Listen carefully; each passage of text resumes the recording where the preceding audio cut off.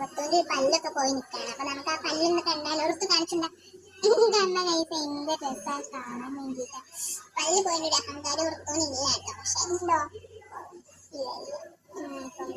ഇങ്ങനെ പല്ല് പോയപ്പോ എന്താണ് ആദ്യമായിട്ട് തോന്നിയത്? എന്താ പറയാ, ഒരു ദേഷ്യം വരൂ. പല്ല് പോണ്ടേന്ന്